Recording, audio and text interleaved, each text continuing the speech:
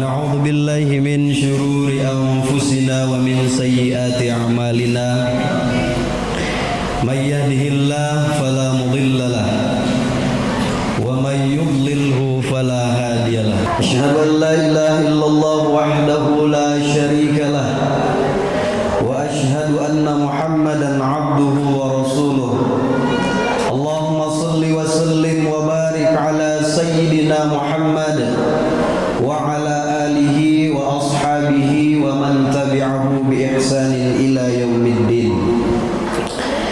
Hadirin sidang jamaah Majelis Ta'lim Ramadan yang dirahmati Allah. Kembali kita bersyukur kepada Allah Subhanahu wa taala yang telah memberikan kita nikmat sehingga alhamdulillah sampai dengan malam hari ini tidak terasa lebaran tinggal 28 malam.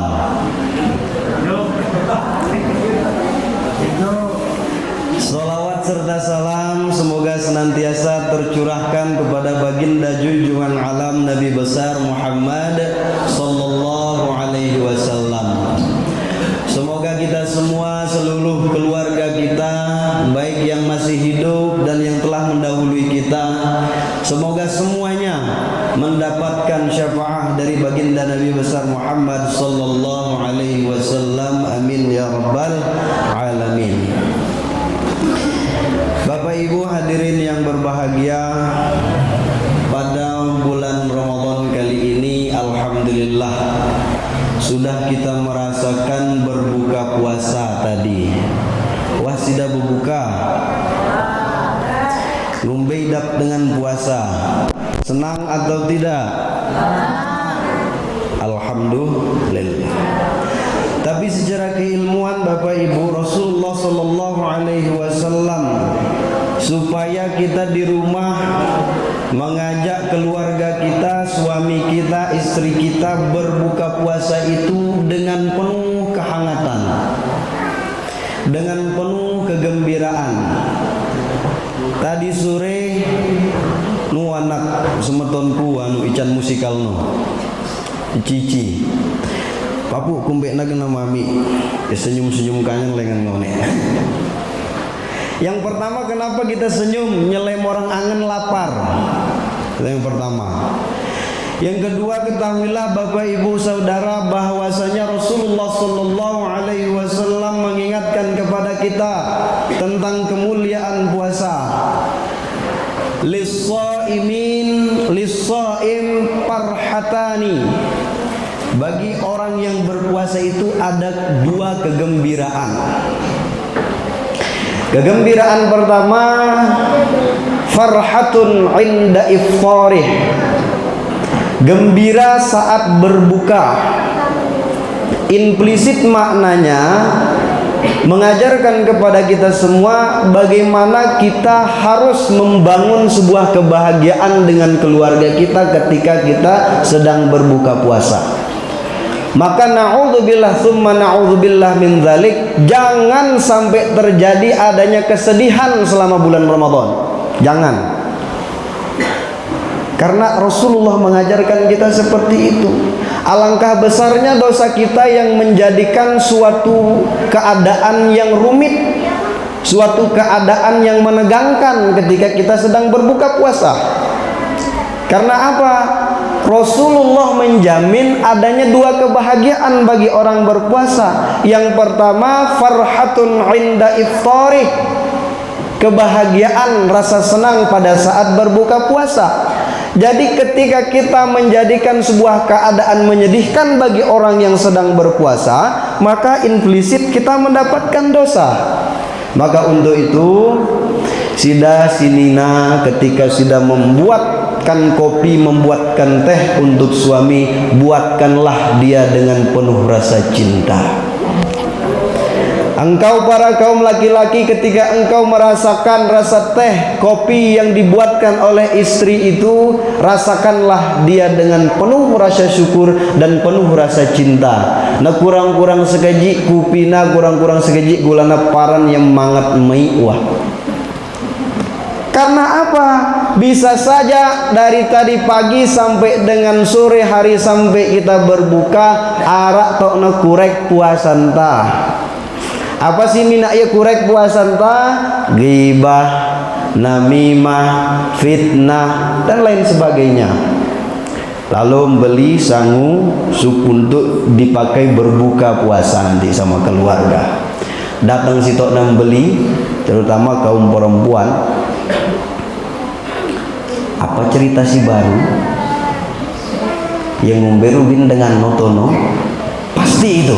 Ini akan menjadikan pembicaraan yang lagu yang mengakibatkan puasa kita kurek.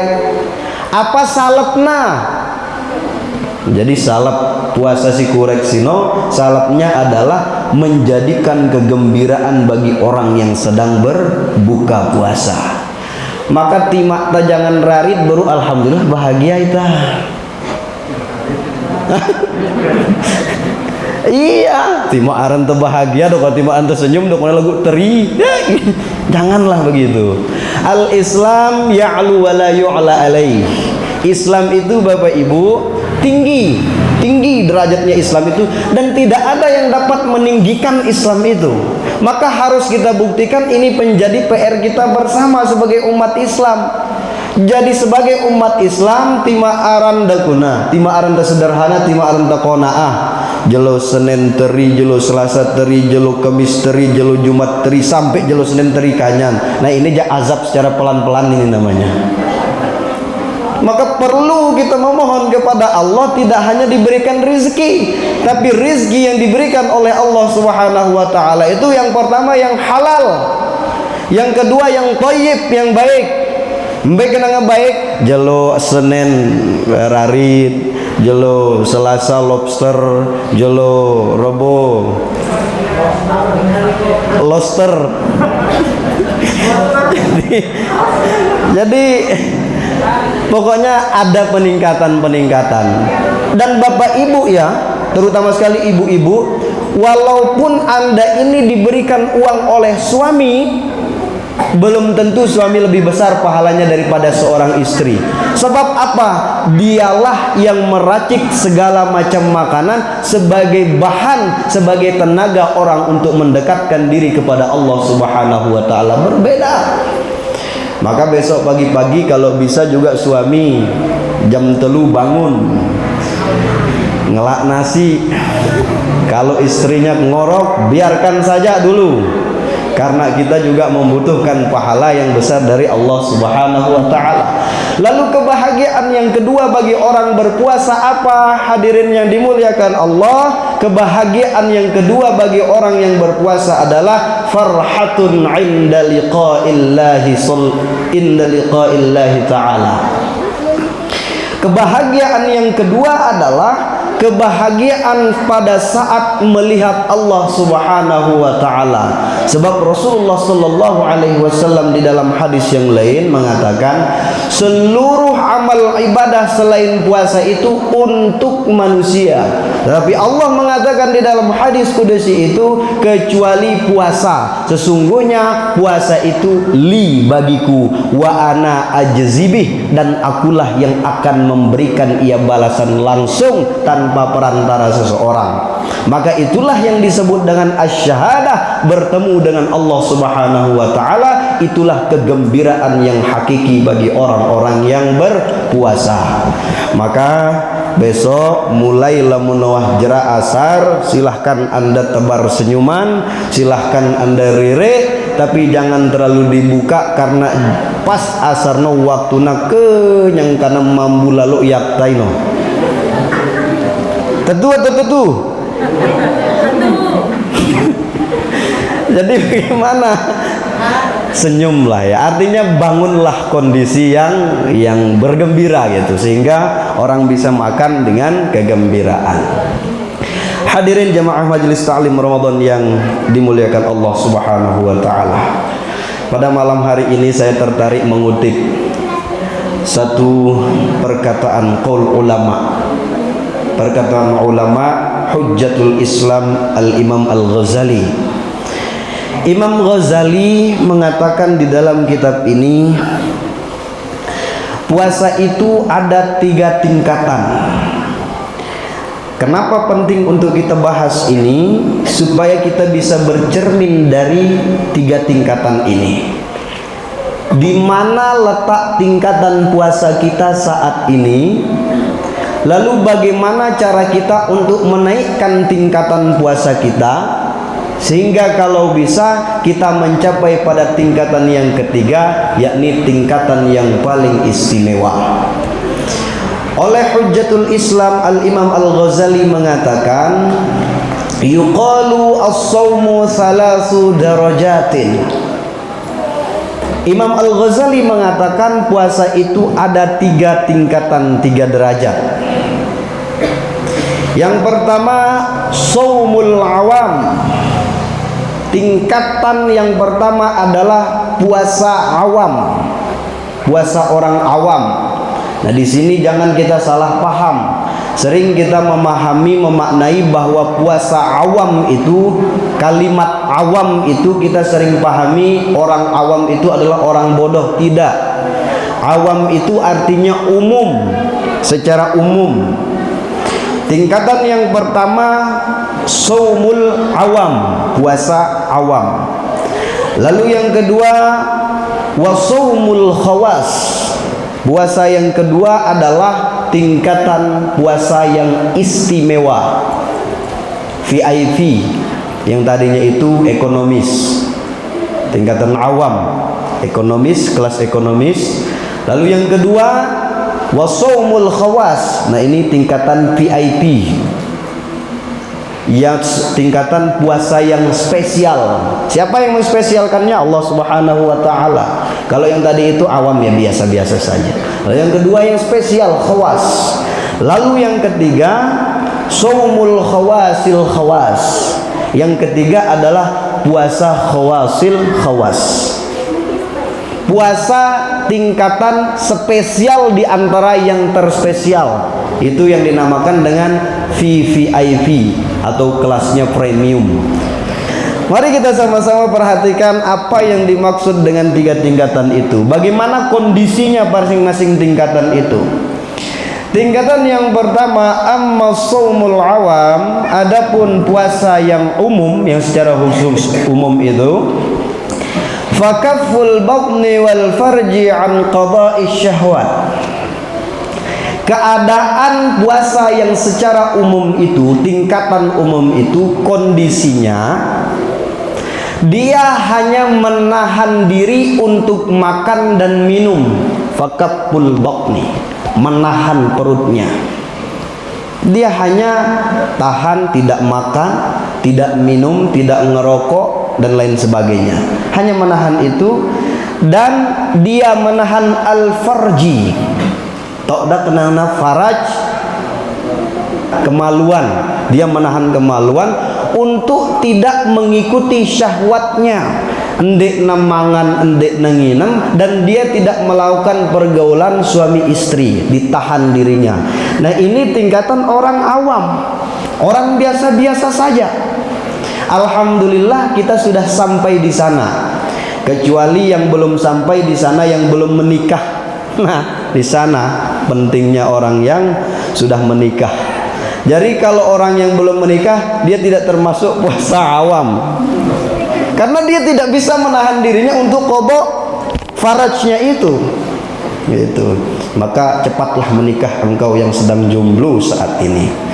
Karena nikah itu menjadikan setengah daripada keimanan kita itu tertambal. Itu. Lalu yang kedua, amma shaumul khawas, adapun yang disebut dengan puasa khawas, puasa khusus itu, fahuwa shaumus sholihin, itulah dia puasa orang-orang yang soleh, orang-orang yang baik. Kalau tadi kita sudah berada pada tingkatan yang pertama, yakni kita sudah mampu menahan diri untuk makan dan minum, dan mampu kita menahan diri untuk tidak melakukan hubungan suami istri, maka mari kita sama-sama berusaha untuk naik tingkatan menjadi puasa orang-orang yang soleh. Jangan kita beragama hanya sekedar batas minimal yang kita cari. Mari kita sama-sama beragama ini mencari batas maksimal. Karena apa? Kalau kita mau mengetahui apa yang disiapkan kita oleh Allah Subhanahu wa taala, in aratta an ta'lama ma laka 'indallah fa'lam ma lillahi 'indak. Jika engkau mau mengetahui apa yang dipersiapkan untukmu oleh Allah Subhanahu wa taala, maka ketahuilah terlebih dahulu apa yang engkau persiapkan untuk menghadap kepada Allah Subhanahu wa taala. Jadi kalau kita hanya sampai tingkatan awam lalu kita tidak mau meningkatkan puasa kita, maka tentunya Allah juga tidak mempersiapkan kita untuk suatu yang lebih dari itu. Paham kira-kira? Jadi ketika kita beragama, jangan kita hanya mencari minimal saja, pokoknya sah, jangan. Mari kita beragama ini mencari batas maksimal itu, sehingga kita bisa berharap bertemu dengan Allah Subhanahu wa ta'ala. Bagaimana keadaannya sekarang? Shaumul khawas itu, puasa yang istimewa itu, huwa kafful jawarih anil asami fala yatimmu dzalika illa bimudawamati khamsatu asya.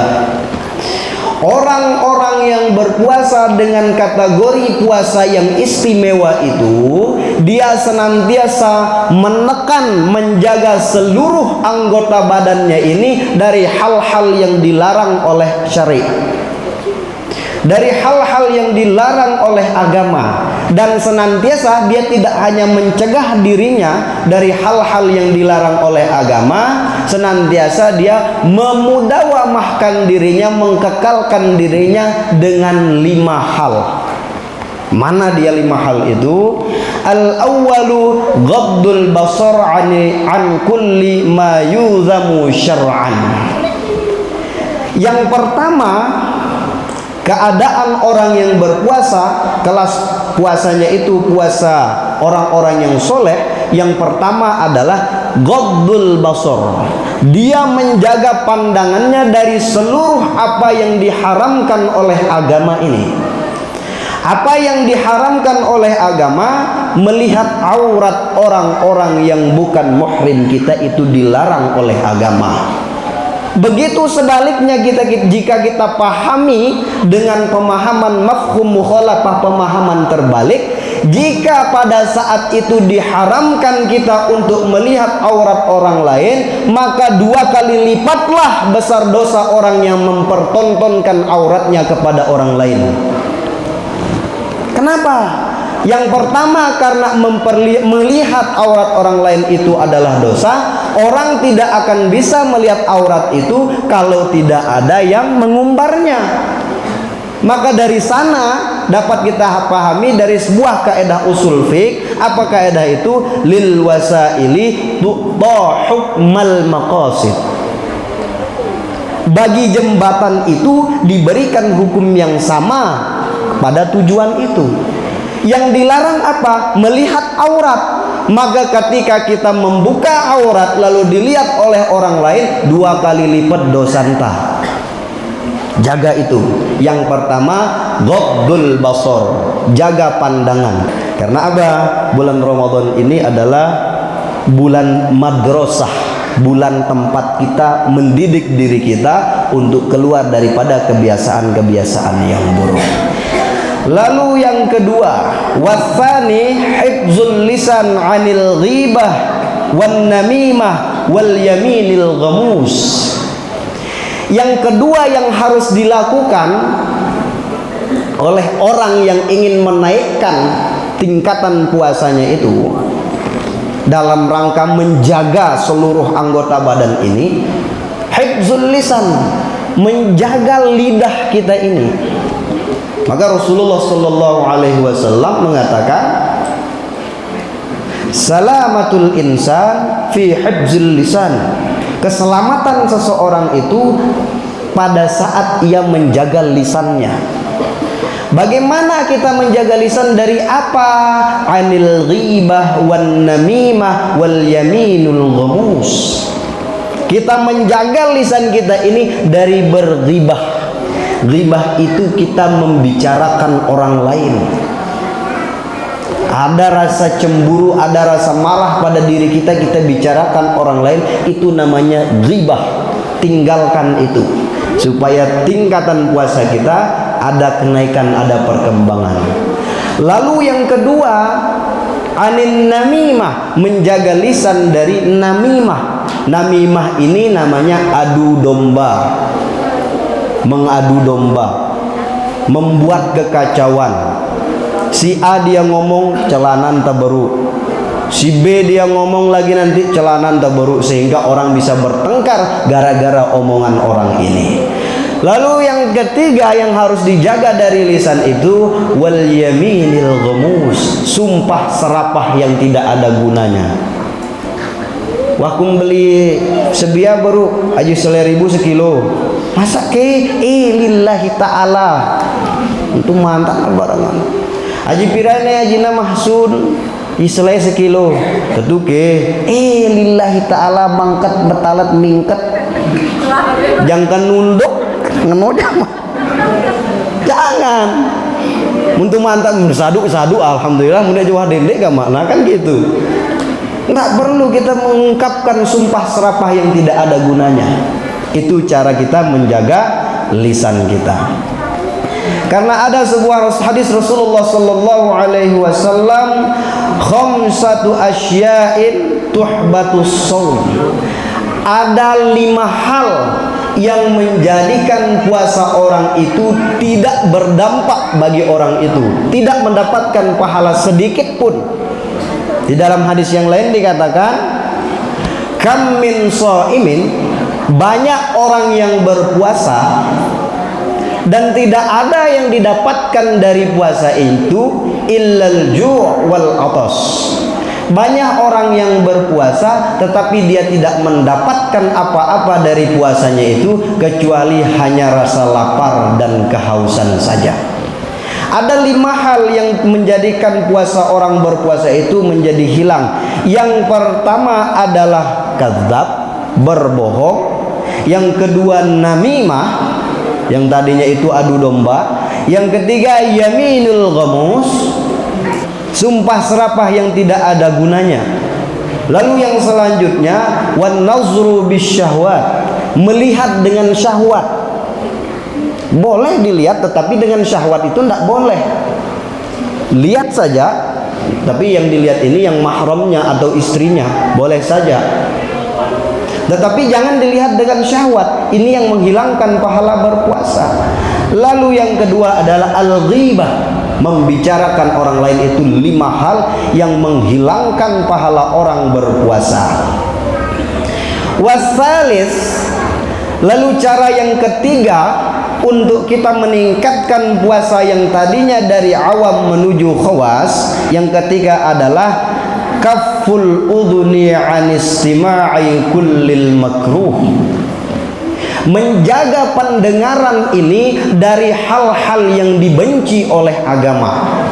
Apa hal-hal yang dibenci oleh agama? Ketika bapak ibu sedang bepergian untuk membeli sesuatu di suatu tempat perkumpulan orang, lalu di sana ada pembicaraan tentang orang lain, ada fitnah, ada ghibah, ada namimah, tinggalkan itu semua. Ingat bahwa saat ini kita sedang berpuasa, tinggalkan dia.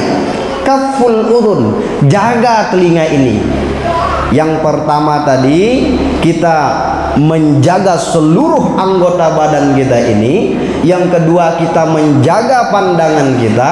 Yang ketiga kita menjaga pendengaran kita dari hal-hal yang dibenci oleh agama. Lalu yang keempat, kaffu jami'il a'dha'i 'anil makarihi wa kafful batni 'anis syubhati fi waqtil iftar. Yang keempat, harus kita menjaga seluruh anggota badan kita ini dari mengerjakan hal-hal yang lagau. Maka pada saat berpuasa lebih baik tidur daripada berbuat hal-hal yang lagau. Contoh kecil, misal main catur, itu hal-hal yang lago itu. Main catur, main doom, main game Mobile Legend, itu hal-hal yang lago. Bagaimana caranya supaya kita terhindar dari itu? Lebih baik kita isi puasa kita itu dengan ubudiyah kepada Allah Subhanahu wa taala. Kalau kita bosan sholat sunnah, baca Al-Quran. Kita bosan membaca Al-Quran, dengar Al-Quran supaya telinga kita ini senantiasa mendengar hal-hal yang baik. Bosan kita mendengar Al-Quran, dengar solawat-solawat yang sudah diaransemen dengan dengan demikian oleh para musisi-musisi yang memperkenalkan solawat itu. Paling tidak apa? Ketika kita mendengar musik-musik solawat misalnya, andai tamilu bersolawat tapi hati kita ini yang ikut bersolawat, maka orang yang seperti itu mendapatkan pahala. Kita menjaga diri kita dari perbuatan-perbuatan yang laghu. Tidak hanya menjaga seluruh anggota badan dari perbuatan yang laghu, tetapi menjaga makanan kita pada saat berpuasa dari hal-hal yang syubhat. Siaran syubhat no ya saharu, samar-samar, tidak kelihatan, tidak jelas antara halal dan haram. Maka pada saat kita berpuasa, inilah dia salah satu sunnah hasanah yang ditinggalkan, yang diwariskan oleh guru kita, oleh orang tua kita. Lai almarhum, kalau kita mau berbuka puasa, satu-satu makanan itu ditanya. Inem bilengan na, beli aku nangina tuan berjawab, bilengan kepeng si bengda kuno, si piram sino, detail. Dia menghindar daripada syubhat itu. Karena apa? Kalau orang-orang yang terbiasa dengan hal-hal yang syubhat, lambat laun waqa'a fil haram, lambat laun orang itu akan jatuh pada hal-hal yang diharamkan oleh agama. Maka teliti itu. Itu yang keempat. Lalu yang kelima, alla yastaksiru minal halali waqtil iftar. Yang kelima, cara kita meningkatkan puasa kita itu, hendaknya kita menahan diri dari memakan barang yang halal. Yang tadi kita sudah diminta untuk menghindar daripada makanan-makanan yang syubhat. Tetapi yang selanjutnya, yang kelima, kita diminta untuk menahan diri dari memakan yang halal dengan cara berlebihan. Til najama ya, balas dendam. Arak baru anak sayiku tail telu kali jama ngimboh. Tapi saya, wah kadang kita bikin suasana yang gembira kan, biarkan saja. Balas dendam karena dia tidak makan pagi siang, maka dia balas dendam. Jadi rapel najama ya, sarapannya letono dinaikkan, makan siangnya di sana sama berbukanya, maka menjadi 3 kali, 3 kali nengimboh lah. Subhanallah. Orang-orang yang seperti ini, kenapa dikhawatirkan supaya Anda tidak ngantuk seperti saat ini?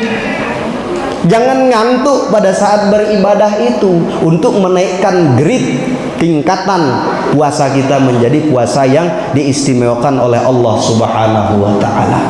Nah, itu 5 hal untuk kita meningkatkan puasa kita.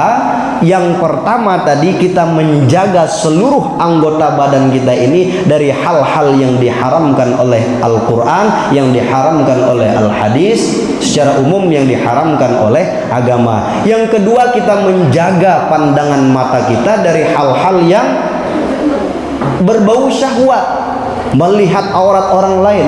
Lalu yang ketiga, kita menjaga lisan kita dari berbuat hal-hal yang dilarang oleh agama, seperti ghibah, namimah, dan lain sebagainya.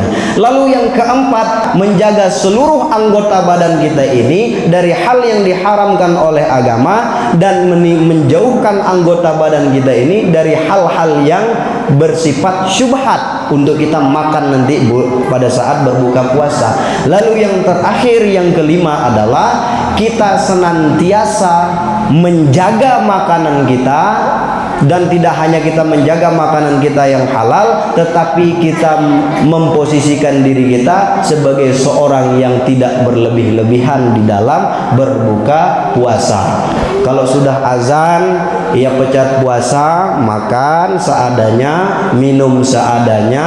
Kalau sudah seperti itu, berdoa, baca doa berbuka puasa, jangan terbalik. Dia berbuka lalu dia berdoa, Allahumma laka sumtu wa bika amantu wa ala rizqika aftartu faghfirli ya arhamar rahimin. Ini salah.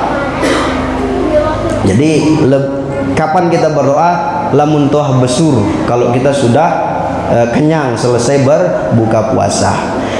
Lalu yang ketiga, wa ammusumul khawasil khawas. Adapun puasa tingkatan yang ketiga, yakni puasa tingkatan yang istimewa, di antara yang teristimewa itu adalah fasumul qalb. Puasanya hati ini. Puasanya hati ini dari apa?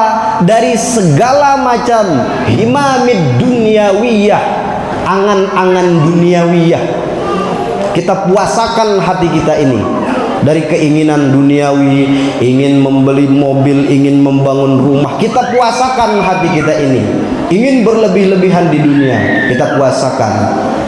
Dan kita puasakan hati kita itu dari al-ifkari ad-dunyawiyah wa kafuhu amma siwallahi bil kulliyah. Senantiasa kita menghilangkan pikiran-pikiran keduniawian kita, dan tidak ada yang di dalam pikiran kita ini kecuali Allah secara keseluruhan. Keseluruhan dalam arti sejak pagi tadi sampai dengan berbuka puasa itu. Hilangkan keinginan dunia, hilangkan pikiran-pikiran tentang keduniaan. Yang kita pikirkan, yang kita angan-angankan hanyalah ridho Allah Subhanahu wa taala. Inilah yang dikategorikan wa huwa rattabatul anbiya'i was-siddiqin. Inilah tingkatan puasa para nabi dan para siddiqin. Jadi ketika kita tidak mampu menjadi puasa orang-orang kelas-kelasnya nabi, maka minimal kita berada pada tingkatan puasa yang kedua, puasa yang istimewa itu. Jaga seluruh anggota badan dari hal-hal yang dilarang oleh agama. Kita berjalanlah menuju kebaikan. Kita memeganglah sesuatu yang berbau kebaikan. Kita berbicara sesuatu yang baik. Kita mendengarlah sesuatu yang baik. Kita jaga makanan kita dari hal-hal yang syubhat. Yang halal kita miliki, jangan kita makan secara berlebih-lebihan. Maka insya Allah kita tergolong menjadi orang-orang yang berpuasa, yang dispesialkan puasa kita oleh Allah Subhanahu wa ta'ala. Maka ketika Allah sudah menspesialkan kita, mengkhususkan kita, maka tentunya kita akan menjadi orang-orang yang beruntung, yang diakui sebagai hambanya oleh Allah Subhanahu wa ta'ala.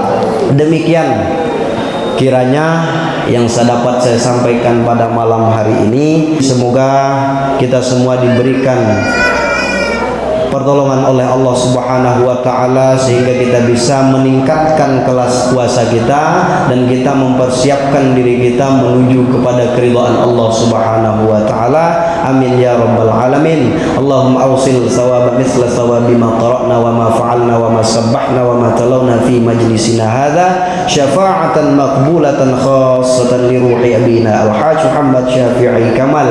Billahil hidayah wa taufiq. Wassalamu alaikum warahmatullahi wabarakatuh.